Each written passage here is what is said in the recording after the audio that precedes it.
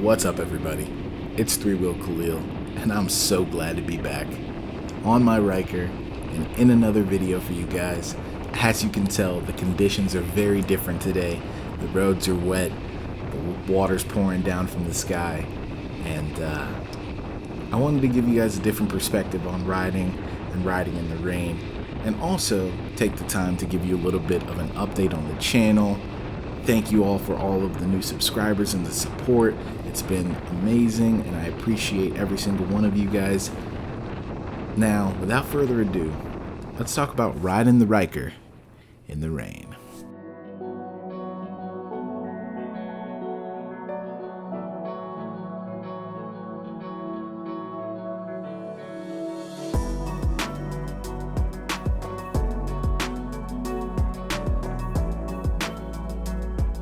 Now, I don't know about you guys, but for me, when I first bought my Ryker, I was a little bit apprehensive to ride in the rain. Maybe it was from the things that I had been taught in the class, the knowledge that I had gained from other riders who ride sport bikes and cruisers for years, but I kind of always saw the rain as something to fear and something to avoid. But the first time that I ever got caught in the rain on my Ryker, I think my eyes opened a little bit to the true capabilities of the Ryker and the Syders and the traction control and the VSS systems that are implemented on these Can-Am machines, and it kind of changed how I felt about riding in the rain, and also the sensation of riding in the rain. It's a little bit unexpected. Now, from the first perspective, from the safety perspective, there are definitely things to keep in mind when riding in the rain. To me, one of the main things on a Ryker or a Syder is that you want to keep it simple. You don't want to be in sport mode, rally mode, or, not sure of the various modes on, an F3 or RT, but you want to keep it in a mode that allows your traction control to fully engage, VSS to fully intervene if it needs to. You do not want to be kind of impeding any of those functions of your bike in these type of situations unless, you're very confident that how your bike is going to react to the slightest input. Because to me, no matter what, it's been over 7 months since I bought my Ryker, but I'm still learning it every day. It definitely starts to feel like things are second nature over time, but there are always moments where your bike can surprise you because, again, 7 months feels like a long time, but it's not that long, So in the scheme of things, that's a pretty short amount of time that I've spent riding this machine. But at the same time, it takes nothing to kind of be cautious and take that extra step. So I just don't really chance it in that category during a rainstorm. While I'm riding, I keep it simple, keep it in the normal mode or eco mode. But to be honest, I'm never in eco mode, so that's just not usually my speed. But from that perspective, other than that, I kind of treat things the same way that I would not in the rain. I don't ever recommend anybody use any sort of whiskey throttle style techniques. You don't want to be just ringing that throttle out when you hit a light or bang it around a corner. You always want to be smooth and steady, and that's more true in the rain than it is when it's dry and perfect conditions. You definitely want to be cautious of those first few minutes of rain, that first half hour, because that's when the roads are the slickest. The debris in the roads, oil, gravel, all that stuff is kind of brought up to the surface, and now you're forced to react to that. Luckily, on a Ryker, on a Syder, you've got 3 solid pieces of contact patch on the ground, so it's going to take a decent bit to get you destabilized. You're going to be pretty rock solid on one of these bikes in the rain, even if there are a little bit of slick surfaces that you have to contend with. the most that you're going to have to do to mitigate that is really just not over throttle, not, whack it around a corner. There's not much that you have to do to kind of limit that. Now, if you want to hoon a little bit, right, and get a little wonky in the rain, the VSS, there's no way that it's going to be able to kind of stop you from letting that back end loose as quickly as you can let it loose with the amount of power that a Ryker or a Spider has. So you definitely can break that back end loose in the rain. Do I recommend doing it? No, because unless you can predict it perfectly, sometimes you may overshoot it. You may push it a little too far in the rain, because now it's not all about what you have. It's about, okay, what are the conditions giving you? So you may feel like, man, I know exactly the amount of throttle I need to give it to break that back end loose when I'm coming around a corner. Well, now there are other factors at play that could kind of change what you know to be true about your bike and how it reacts to throttle and how it reacts around a corner. So I wouldn't recommend doing it, but it's definitely something that is possible, and in a controlled environment, maybe even fun. So take that and do with it what you will. Now, on the opposite side of the spectrum is the sensation of riding a Ryker in the rain. Now, like I said, for safety, honestly speaking, to me, it's following the same things that you would do in dry conditions, but being more mindful to smooth acceleration, being more mindful to how you change lanes. Again, being smooth in all of your motions, being fluid when you switch from one lane to the next or when you take a turn, and just not having jerky acceleration or sliding into a lane very quickly, because again, the roads are slick. You could lose control of your bike, and while you're not going to necessarily lay it down like a two-wheel motorcycle person would, it's more likely that you would just lose control of the Ryker or the Spider and put yourself in a uncomfortable and possibly deadly position. Now, the VSS traction control is going to do everything in its power to stop that from happening, but at the same time,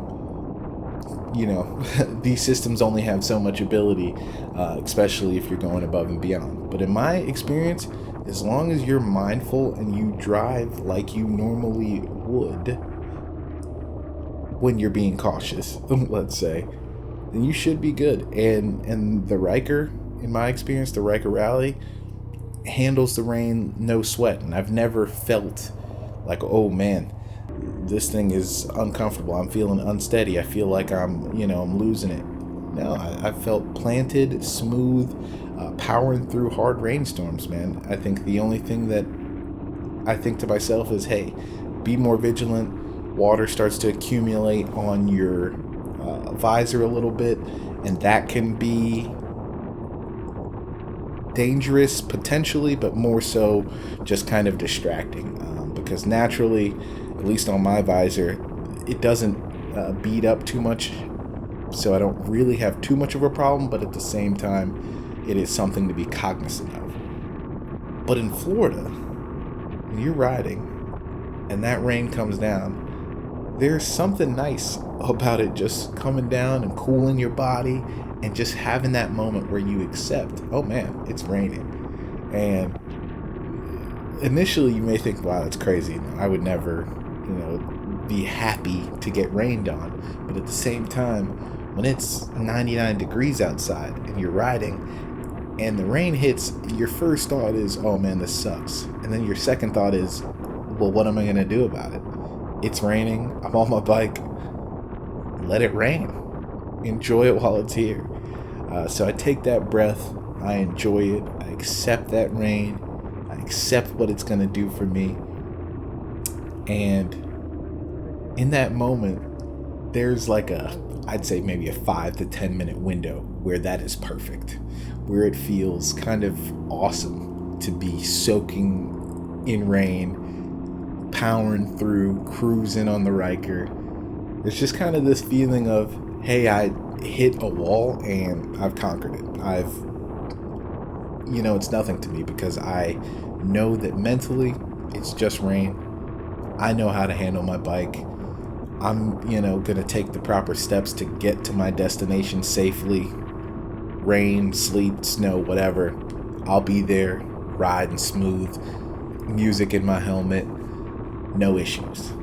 So there's something therapeutic about that because, like I've said in other videos, man, to me, the riding experience is a lot about this thought process that you can't escape.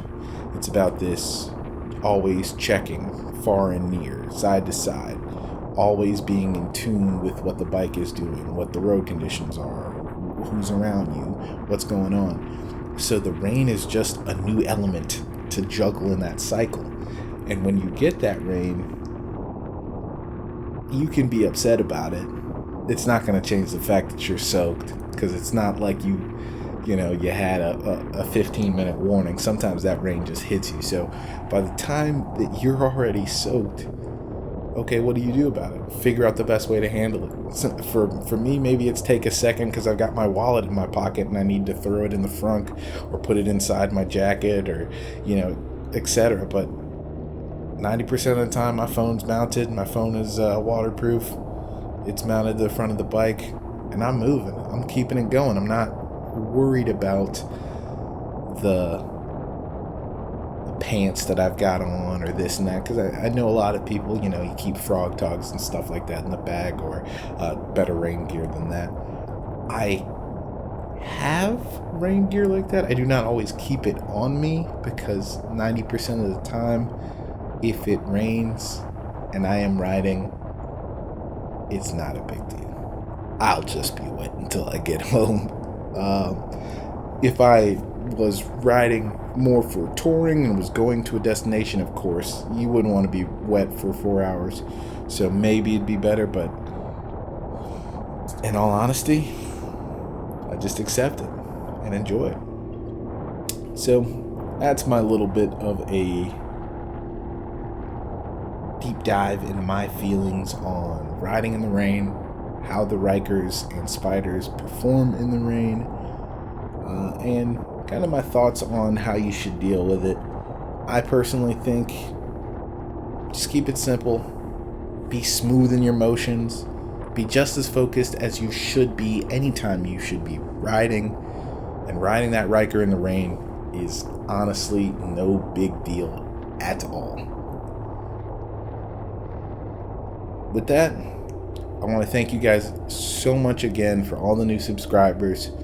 To give you an update on the channel, I'm working on a lot of new content in some different areas. So one of the big developments of this past few months for me was that I traded in my little hatchback for a pickup truck with a decent towing capacity, my Ford Ranger, and I'm really excited to work on that. I've been kind of focused on getting that up to speed because toward the end of the year, I'd like to do a little bit of traveling and towing my Ryker to different places to do a lot of riding in those areas. And I'd love to just ride to those places, but I've got a fiance and my dogs that I'd love to travel and enjoy these experiences with them. And I'd love to also bring my Ryker and try out different areas, ride in the mountains a little bit, North Carolina, Tennessee, and start exploring from there and going further and further out and bringing that type of energy to the channel. So again, I thank you guys so much for tuning into the content. We're going to be getting back here going, and I've got some really cool stuff in the pipeline, and I'm excited to share it with you guys. So remember, life's more fun on three wheels. I've been Three Wheel Khalil, and I am